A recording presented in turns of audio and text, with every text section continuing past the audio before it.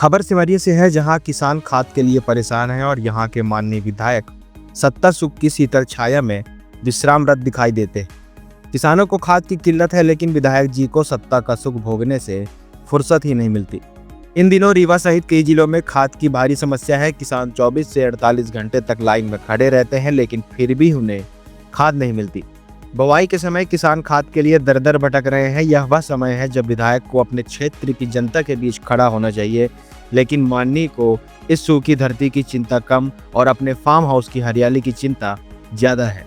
किसानों के हक की मिट्टी चाहे सूख जाए, मगर सत्ता सुख की मिट्टी भरपूर सिंचित है। ऐसा ही हाल है सिमरिया विधानसभा का। अब आप सोच रहे होंगे कि सिमरिया ही क्यों? इसका कारण साफ है। सिमरिया में किसान खाद की आपूर्ति से बुरी तरह परेशान है। खाद न मिलने से उनकी फसल और घर परिवार का पोषण संकट में पड़ गया है। मगर माननीय विधायक अभय मिश्रा इन समस्याओं को नजरअंदाज कर अपने फार्म हाउस में षड्यंत्र रचने और राजनीति की गोटियां बिछाने में व्यस्त है। जनता के दुख दर्द की चिंता उन्हें कम और अपनी सियासी छवि के हरे भरे ग्रीन हाउस को बचाए रखने की चिंता अधिक है। विडंबना यह है कि जब बात अपने परिवार की आती है तो यही विधायक विधानसभा में कुर्ता फाड़ नौटंकी करने से लेकर रीवा में न्याय सत्याग्रह का नाटक करने तक हर हद पार कर जाते हैं।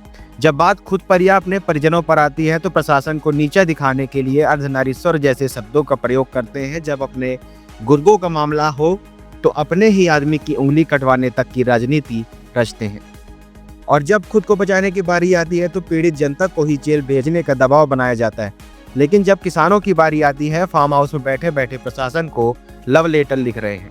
जब क्षेत्र की जनता खाद के लिए दर दर भटकती है, तब विधायक जी ना तो विधानसभा में और ना ही सड़क पर जनता के साथ दिखाई देते। रीवा के एक मंच से उन्होंने एक बड़े अधिकारी को अर्धनारीश्वर कहने तक की हद पार कर दी। बयान वायरल हुआ, बहस छिड़ी, विपक्ष ने हमला बोला, लेकिन किसानों की खाद कहाँ गई? इस सवाल का जवाब आज भी नहीं मिला। यह राजनीति का नया अध्याय है, जहाँ खेत सूख रहे हैं और फार्म हाउस हरे भरे खड़े हैं, जहां किसान आत्महत्या के लिए नहर में कूद रहे हैं और नेता फार्म हाउस की सेल्फियां सोशल मीडिया पर डाल रहे हैं। यह दृश्य लोकतंत्र की सबसे बड़ी विडंबना है, जहां नीति की जगह नौटंकी है और जनसेवा की जगह व्यक्तिगत जश्न। सवाल सिर्फ इतना है कि क्या राजनीति का असली मकसद जनता की पीड़ा का समाधान करना है या फिर सत्ता का स्वांग रचकर तालियां बटोरना? मैं तो सुबह 5 बजे से आया खाद लेने। यहाँ कोई सुनता नहीं है, यहाँ शटर बंद रहता है। पूरी आम पब्लिक यहाँ जब हमने आया तो 100 से 150 लोग यहाँ लेटे थे, बैठे थे, किसी ने रोड में भी बैठा। यहाँ कोई गरीब लोगों की सुनने वाला नहीं है। किसी के पास 50 डिसमिल जमीन है, किसी के पास 10 एकड़ है। बड़े मेछा देख के और बड़े लोगों को, बुलेट में चलने वालों को, 4 व्हीलर में चलने वालों को खाद दी जाती है, ना कि गरीब लोगों की कोई सुनवाई नहीं हो रही है। ना इसमें कांग्रेस पार्टी की गलती है, ना इसमें कांग्रेस पार्टी की गलती है, ना इसमें भाजपा सरकार की गलती हम दे रहे हैं। यहाँ शासन और प्रशासन की पूरी गलती है, और पर्याप्त मात्रा में एक ट्रैक की जगह पे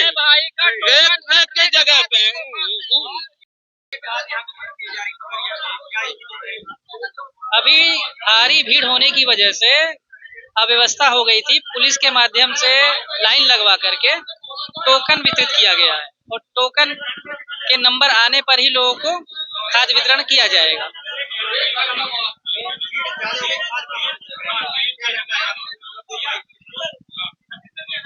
अव्यवस्था भीड़ की वजह से हुई है, अनियमितता वितरण होने पे नहीं है।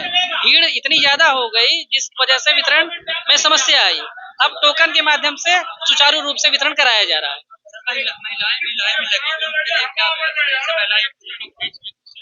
नहीं, उनके लिए अलग पंक्ति बनाई जा रही है।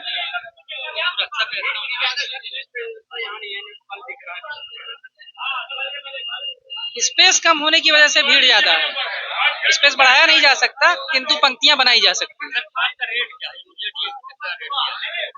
शासन द्वारा निर्धारित रेट से ही वितरण किया जा रहा है। उसकी जांच के लिए नायब तहसीलदार नियुक्त हुए हैं, वहाँ जांच प्रॉपर रूप से कराई जा रही है। बिल्कुल जांच कराई जा रही है। जहाँ कालाबाजारी की सूचना मिली है उन शिकायतों पर नायब तहसीलदार राजेश तिवारी द्वारा टीम बना करके कार्रवाई की जा रही है।